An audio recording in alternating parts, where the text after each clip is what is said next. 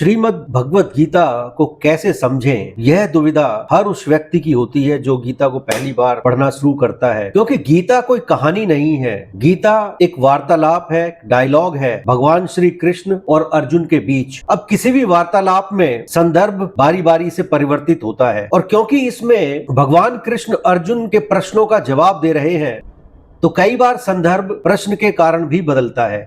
इसलिए गीता को समझने में कभी कभी कठिनाई होती है।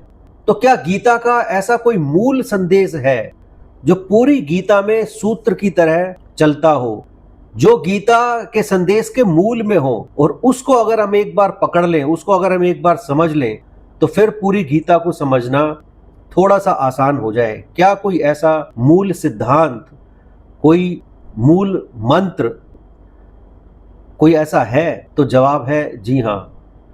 ऐसा एक मूल संदेश जो पूरी गीता के इर्द गिर्द रहता है, ऐसा एक मूल संदेश है, और उसे समझने के लिए हमें चलना होगा उस स्थिति में जब अर्जुन को विषाद हुआ, जब अर्जुन ने निर्णय लिया कि मैं युद्ध नहीं करूंगा। तो अर्जुन की दुविधा क्या थी, और वो दुविधा हर मनुष्य की होती है। तो आइए जानिए पहले कि अर्जुन की दुविधा क्या थी, और ये दुविधा व्यक्त की गई है गीता के प्रथम अध्याय के 32वें श्लोक में, जहां अर्जुन कहता है भगवान कृष्ण से कि हे कृष्ण, मैं न तो विजय चाहता हूं, न राज्य चाहता हूं, और न सुखों को ही चाहता हूं।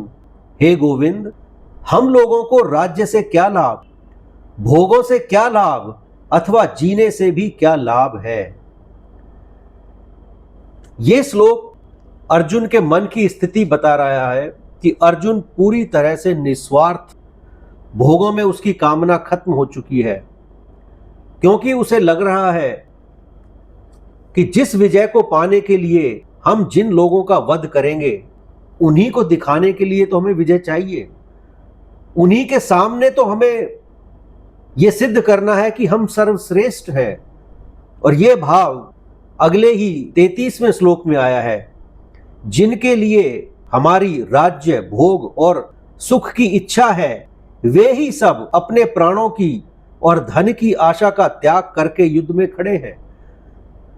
तो एक आम आदमी का मोटिवेशन भी स्वार्थ से प्रेरित होता है, और स्वार्थ की जड़ में भी दूसरों को अपनी सक्सेस दिखाना। अर्जुन ने युद्ध ना करने के जो कारण बताए हैं, और उसकी जो मन की स्थिति है, उसको अगर सरल भाषा में कहें तो ऐसा लगता है कि युद्ध करने में जो उसका स्वार्थ था, अपमान का बदला लेना, अपनी श्रेष्ठता साबित करना, अब वो उसका स्वार्थ नहीं है, और इसी कारण उसका युद्ध करने का दृढ़ निश्चय भी समाप्त होने लगा है। तो यह दुविधा हर मनुष्य की है कि जैसे जैसे हमारा स्वार्थ बढ़ता है, काम करने में हमारा मोटिवेशन, हमारा निश्चय उतना ही बढ़ता है। तो हमारे स्वार्थ और हमारे मोटिवेशन, हमारी प्रेरणा, हमारे दृढ़ निश्चय, हमारे अनुशासन में एक डायरेक्ट कोरिलेशन, सीधा संबंध है। जितना स्वार्थ कम, उतनी उदासीनता और भ्रम। इस स्थिति से निकलने के लिए भगवान ने बड़ा सरल उपाय बताया है। कृष्ण कहते हैं कि ऐसी स्थिति में अपने उद्देश्य को विस्तार दीजिए, व्यष्टि से समष्टि तक। आपका व्यक्तिगत स्वार्थ नहीं है तो समाज कल्याण के लिए कर्म करें, राष्ट्र के लिए कार्य करें, और अगर इससे आगे जाना है तो सारे विश्व के कल्याण के लिए कर्म करो।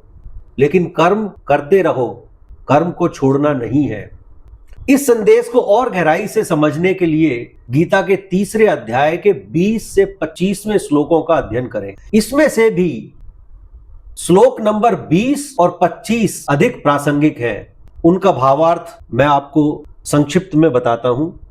राजा जनक जैसे अनेक महापुरुष भी कभी कर्म योग के द्वारा ही परम सिद्धि को प्राप्त हुए थे।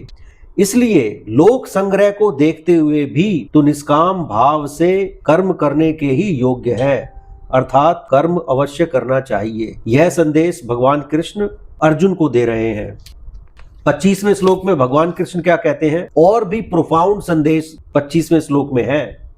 हे अर्जुन, कर्मों में आसक्त हुए अज्ञानी जन जिस प्रकार कर्म करते हैं, मतलब स्वार्थी लोग जिस मेहनत और इंटेंसिटी के साथ कर्म करते हैं, आसक्ति रहित तत्वज्ञ महापुरुष भी लोक संग्रह करना चाहता हुआ उसी प्रकार कर्म करे। मतलब जो श्रेष्ठ लोग हैं वो उनका व्यक्तिगत स्वार्थ ना होते हुए भी उन्हें उतनी ही मेहनत, उतनी ही लगन, उतनी ही इंटेंसिटी के साथ काम करना है जितना कि एक स्वार्थी, लोभी और गलत व्यक्ति करता है।